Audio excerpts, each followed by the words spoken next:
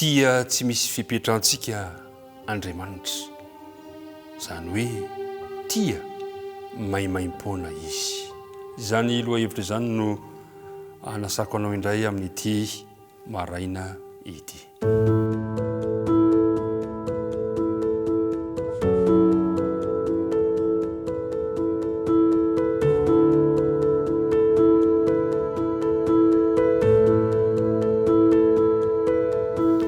Miarabantsika rehetra natratra izao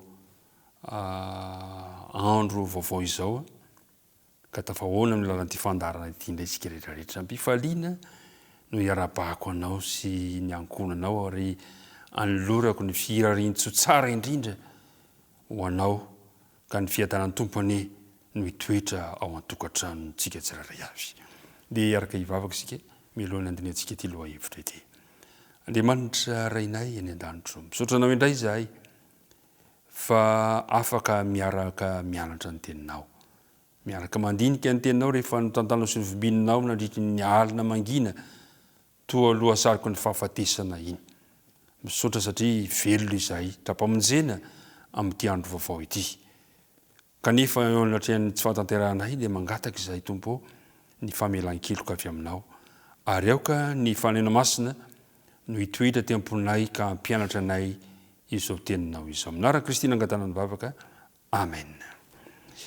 Amin'ity androany ity ry mpiara-mianatra namana isany dia hijery ohatra manaitra anankiray isika maneho ny fitiavan'Andriamanitra antsika olombelona izay lavo noho ny fahotana. Dia tsy inona izany fa ny tantaran'ny mpaminany Osea. Osea no andeha hojerevako antsika tantara anankiray mampiheritreritra kanefa tantara izay nanehoan'Andriamanitra ny fomba hitiavany antsika. Nanome baiko ny mpaminany Osea Andriamanitra ao amin'ny Osea 1 ka ny 2 dia izao ny baiko nomen'Andriamanitra azy. Tamin'ny andohan'ny tenenan'i Jehovah tamin'ny Osea dia hoy Jehovah taminy: andeha ianao maka vady izay efa tena janga sy zanaky ny fitsangajangana fa fatra-pitsangajanga miala amin'i Jehovah ny tany. Mpaminany asaina maka vady, tsy mavady toy ny mahazatra fa vehivavy janga sady zanaky fitsangajangana. Mahagaga zany. Fa saingy nataon'Andriamanitra izany mba ohatra velona. Zany hoe ny tantaran'ny Osea dia oam-piainana anankiray, tantara velona anankiray izay maneho ny fitiavan'Andriamanitra ny vahoakany. Osea zany asaina manambady vehivavy tsy mahatoky. Dia tahaka izany ny fitiavan'Andriamanitra ny vahoakany, na dia tsy mahatoky sy mijangajanga ra-panahy mandrakariva azy. Maneho ny fitiavan'Andriamanitra antsika izay tsy mendika ihany koa izany tantara izany. Imbetsaka ny vahoakan'Andriamanitra noho ny komy taminy, na dia mahatoky sy tia azy ireo mandrakariva azy Andriamanitra. Fitiavana tanteraka sy mahatoky no fitiavan'Andriamanitra antsika olombelona, kanjo no amavotsika izany. Nanompo sy ny mivavaka tamin'Andriamanitra hafa itsika olombelona. Nampalahelo an'Andriamanitra izany toe-javatra izany ary dia tapaka ilay fifandraisana. Ry mpiara-mianatra namana isany, ny fahotako, ny fahotanao no efitra mampisaraka antsika amin'Andriamanitra. Impiry isika no manao ny toetra tsy mahatoky tahaka ny nataon'ny zanak'Israely ireto.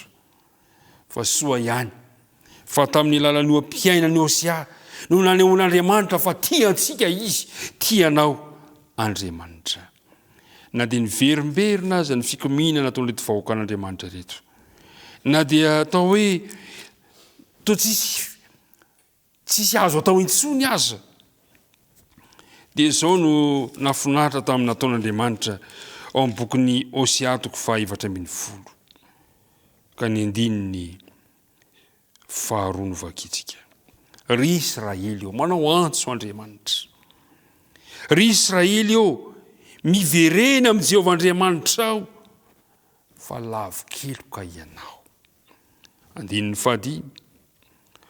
Ositraniko ny fihodinany ho tia azy tsy vozonanao fa efa niala taminy ny fahatezerako. Amen. Izany teny mahafinaritra izany no mampahery amin'ny bokin'ny Hosea mpaminany. O Jehova hoe ositraniko ny fihodinany, miverena ho tia azy tsy vozonanao. Dikany hoe tsy vozonana, tsy misy faneriterena fa antsitrapo no nanaovan'Andriamanitra izany fitiavana izany. Mahafaly izany mpiara-mianatra namana. Andriamanitra tena tia antsika. Manome fanolorantena mahagaga sy fiantrana ny vahoaka ny Andriamanitra amin'izany tantara izany. Na dia mijangajanga matetika amin'ireo andriamanin-kafa aza isika, na dia atao hoe tsy hahavitra anazy ny fihavanana no tapahan'ny fanikena ny fahotana, dia antsitrapo no mbola itiavan'Andriamanitra antsika olombelona. Tsy mendrika ho tiavan'Andriamanitra isika. No lavintsika mandrakariva ny fitiavan'Andriamanitra ary tsy mananjo hitaka izany amin'Andriamanitra intsony isika. Kanefa dia izao, indro Andriamanitra fa mbola tiantsika tsy novozonana izy fa misitrapo tanteraka no nitiavan'Andriamanitra sy ianao. Tsy misy fepetra ny fitiavan'Andriamanitra antsika. Tiantsika maimaim-poana Andriamanitra. Tokony hampahery anao zany, ahafaly anao zany. Na dia mena tahaka ny zaky aza ny fahotanareo o Jehova, ho fotsy tahaka ny oram-panala. Tsy misy fepetra ny fitiavan'Andriamanitra sy ianao. Ka nomen'Andriamanitra antsika ny tantaran'ny Hosea mba ohatra ny fitiavana sy omen'Andriamanitra antsika antsitrapo tsy misy fanerena, fitiavana tsy vozonana. Hita ianao ny Andriamanitra ka naiza misy anao, naiza lianao, dia ho tsapanao iny andalana ao anaty trano, any birao, iny amin'ny toerana rehetrarehetra iny, tianao Andriamanitra. Dia mirary soanao indray amin'ny tontolo andro ity, andeha hiaraka hivavaka isika. Andriamanitra rainay any an-danitro, misaotra anao izay no fitiavanao anay, ka nafana inandre izany afatra sarobidy loatra izany izay mampahery anay, manentana ny fonay, satria mipiripiry tokoa izay ny miodina sy mikomy aminao.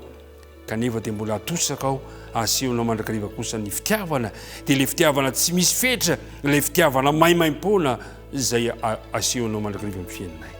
Dia mitahianay, mitahiza mpiara-mianatra amiko izao, mpiara-midinika amiko izao, ombanay iny ianao. Nivavaka tononona saigna tanay, noho ny amin'ny anaran'i Jesosy Reriany. Amen.